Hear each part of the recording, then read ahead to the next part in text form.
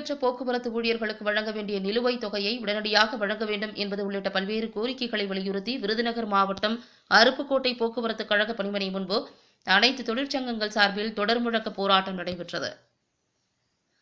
ஓய்வு பெற்ற தொழிலாளர்களுக்கு வழங்க வேண்டிய 925 கோடி ரூபாயை உடனே வழங்க நடவடிக்கை எடுக்க வேண்டும் என்பது உள்ளிட்ட கோரிக்கைகளை விரைந்து நிறைவேற்ற வலியுறுத்தி போக்குவரத்து கழக பணிமனை முன்பு தொடர் முழக்க போராட்டம் நடைபெறும் என அனைத்து தொழிற்சங்கங்கள் சார்பில் அறிவிக்கப்பட்டிருந்தது.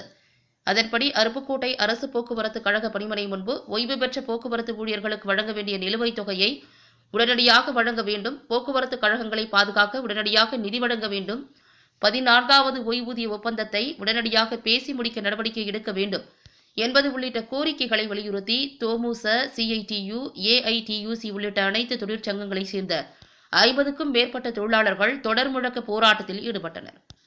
போராட்டத்தில் ஈடுபட்டவர்கள் தமிழக அரசு போக்குவரத்து தொழிலாளர்களின் கோரிக்கைகளை உடனடியாக நிறைவேற்ற வலியுறுத்தி முழக்கங்களை எழுப்பினர்.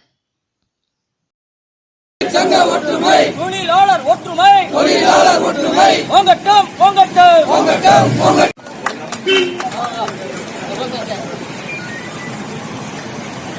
வாழ்கவே வாழ்கவே. 29 நடந்து விட்டது, சாவு 33 நெருங்கிவிட்டது.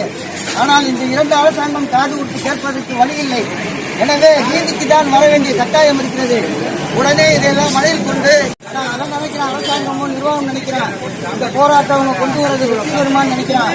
தொழிலாளி ஒற்றுமையாண்ட எதையுமே சாதிக்கலாம். ஒரு 250 ரூபா வேலை பார்க்கிற விவசாய கூலிகள் டெல்லியிலே. தொடர்ந்து உடனுக்குடன் அப்டேட்டுகளை தெரிந்து கொள்ள நமது கொளத்தூர் நண்பன் சேனலை சப்ஸ்கிரைப் செய்து சோசியல் மீடியாக்களையும் ஃபாலோ பண்ணுங்க.